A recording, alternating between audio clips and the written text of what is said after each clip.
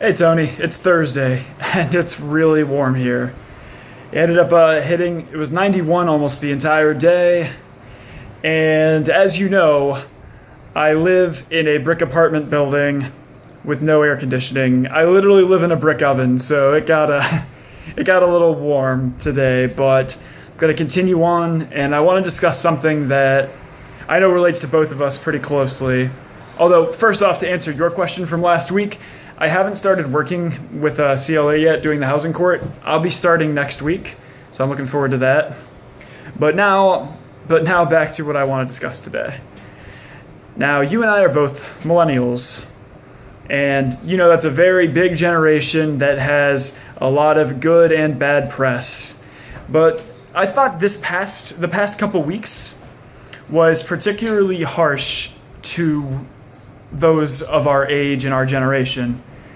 One article was about how, which I found interesting, was because it relates, since I'm engaged, millennials aren't spending money on diamond rings anymore, aren't spending money on diamond rings. Instead, they're saving their money for experiences. So basically, like what that article was there, this was actually one of the few positive ones. It was basically saying that millennials don't think that a big diamond ring is worth it. They don't think they have to spend thousands of dollars on a ring. Instead, they'd rather experience these wonderful things with their significant other. And I like that. I like that a lot. I mean, obviously, Taylor and I went to Bar Harbor with you guys this past summer, so that was very cool. And we've gone to New York. We've gone to New York once, gone to Boston a couple times. So we've enjoyed our experiences with it. But that was one article. The next two articles were very, very disparaging against millennials. There was the one that was actually over on Facebook. It was the video. It was, I believe the person was like an efficiency expert for big corporations who wrote a book. And basically what he was saying is millennials aren't good for the workplace because every single millennial thinks they're special. They think they're a special snowflake and that everything has to go true to them. And if things don't go their way, they get angry and don't work as hard. I thought that video was frankly BS. In my experiences, now I've worked with a lot of millennials, I've worked with a lot of people of other generations, but in my experiences, millennials in a workplace do not think they're special. They don't think they're going to be, the top of the line. They're there to work and get paid. And are they happy about it? No. But with as much student debt as they have, they know they have to work. And they need to work hard or else they lose their job. So I thought that video was biased and dumb and quite frankly not untrue, because I don't believe that all millennials think they're special snowflakes who deserve everything because this and this and this. In my experiences, it's the exact opposite. We know we're not special within the workplace. We know we're at the bottom of the totem pole and we're willing to work that far up there.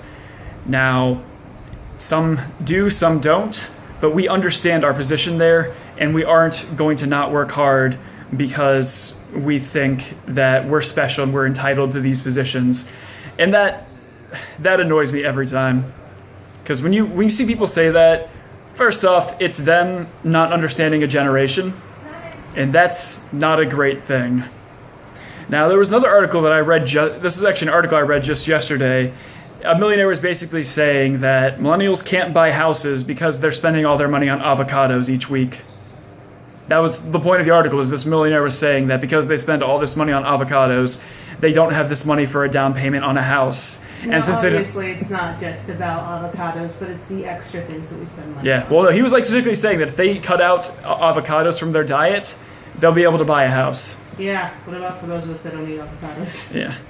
And that one there was also just blatantly BS as well, because it was saying that, oh, millennials just want all these dumb things. They don't understand the long term. They're spending this money on pointless stuff, which I can understand that to a point, but I don't think that's specific with millennials.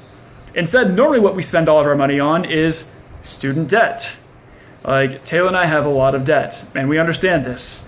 Because of our debt, we sometimes have issues making ends meet. Now, we always have the money to do this, but we don't have any surplus.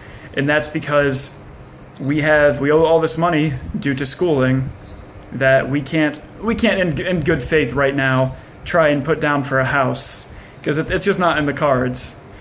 And it's not because we eat avocados every meal. It's because we have been told from a young age. I mean, come on, think when you and I were little. As long as I can remember, it's been expected that we were going to go to college to get our education. And that's how it is amongst everybody. You're expected to go to college now, which is why in a lot of cases, your college degree is almost like a high school diploma. So many people have it, it creates a real, like, you get a lot of debt for it, and it creates a highly skilled workplace that is incredibly underpaid. And because they're underpaid, they don't have that money to pay off their loans that they had to take thousands out to go to school. And that's why home ownership amongst our generation is the lowest in recent memory.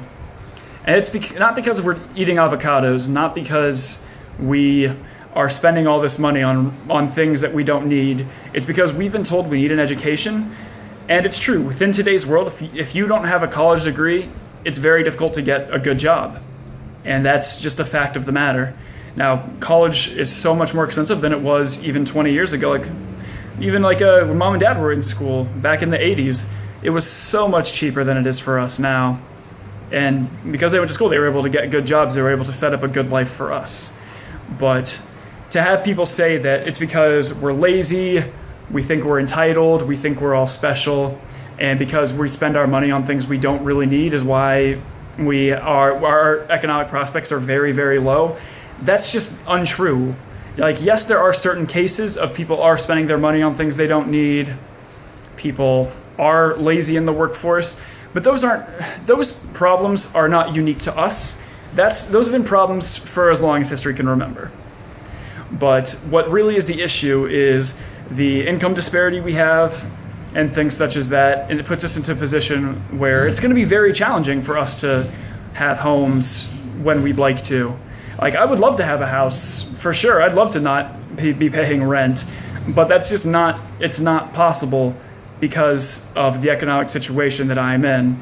Well, Tony, my question for you, I know this is kind of preachy and kind of complaining, but those articles the past few weeks have just been blatantly wrong, and that I do not like, because it paints a bad picture on people you and I's age. That's just not true. But my question for you is, what stereotypes have kind of been forced upon you since you're a millennial? Like, I've been told from people that all people your age are, lazy and entitled, and they think they deserve all this. So I'm just curious what some of the stereotypes you've had from you are. Tony, I'll see you on Tuesday.